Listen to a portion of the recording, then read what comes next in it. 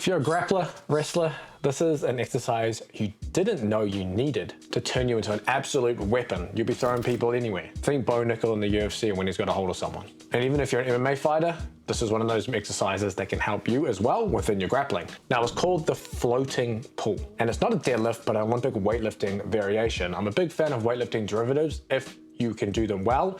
And even if you have the time to learn some of them, because they're just so potent as stimulus and you have so many variations you can use to get a lot out of them, and you can modify them based on what you want. This particular weightlifting variation I love has a few advantages over maybe a traditional deadlift. Now you could do a floating pull as a floating deadlift, but I don't believe it is as effective as doing it as a floating pull, mainly because of the accelerated force time curve.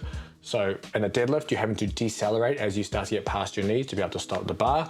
Whereas a pull, you're trying to accelerate the bar as you get to the top. And then it becomes a little more ballistic in nature, which means typically high rate of force developments, high rate of power developments, and better neural adaptations to speed and power along with your strength. So let's cover how you can do this efficiently, effectively, where it fits in your program, and the different variations you can do. Always check the first links in the description. Free jiu-jitsu, MMA, and boxing strength conditioning blueprints, and a 7-day free trial of the training app. They're all down there. So when we're talking about the floating pull, we're typically talking about the clean and the snatch variation. If you're not familiar, a snatch variation is with a wider grip or a snatch grip. Clean variation would be, honestly, pretty much your typical deadlift grip. And by floating, it just means that the bar doesn't touch the floor once you've picked it up. So once you've done the first rep, you're lowering the bar back down, but the plates don't touch the floor. You stop about an inch off the floor and you just reverse the movement.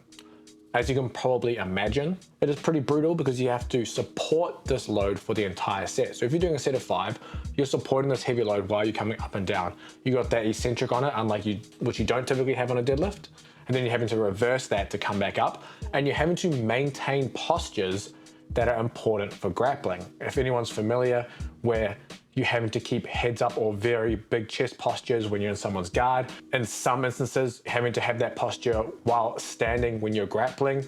Not so much in wrestling, even though you still have to have that, but even in jiu-jitsu, when someone's trying to pull the back of your head and someone in your opponent maybe doesn't have a strong wrestling background, you may be a little more upright. You're often just trying to resist your opponent breaking your posture. And this is where this movement rarely is handy in instances like this. Think about holding 100 kgs and performing 5 reps of a floating snatch or clean pull and having to maintain this big chest position as you come up and down. You can see how that transfers. And then with each rep, you're violently trying to accelerate the bar with a big shrug, which is going to transfer to stronger legs, stronger hips, stronger back, and being able to throw anyone onto their head. So here's where I see the main applications for this exercise within your training. The first one is during a more hypertrophy orientated block. Maybe you've just finished a competition or a fight, you've got a long time to your next fight, maybe you're looking to move up a weight class, any of things where you're trying to just pack on a little bit of mass. These work really well because it's not just isolated, maybe slow movements, which look, it has a place, and bodybuilding style, I guess, training on movements work well. But if we're looking at what I guess you would call, I don't like the word, but let's just call it quote unquote functional hypertrophy or hypertrophy and strength together, where you're getting a little more of that,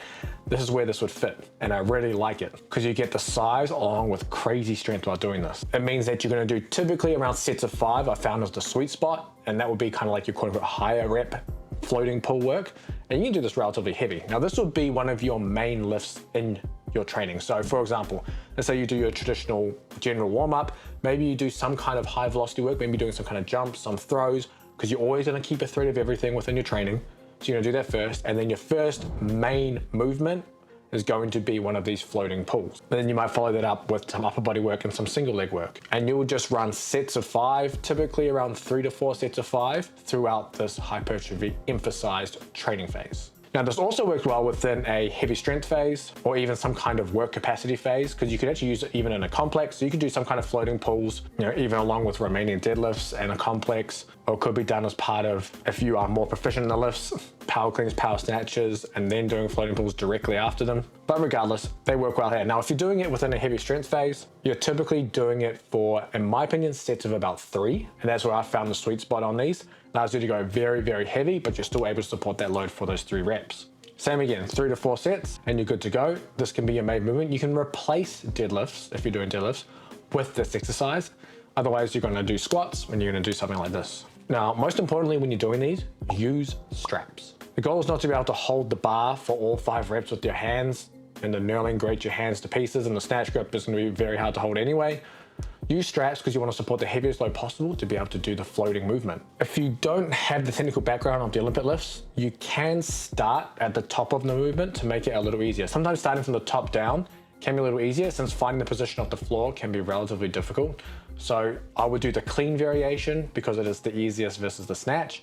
You'll start at the top and you're going to lower the bar past your knees, close to the floor, and you're just going to basically push with your legs back up.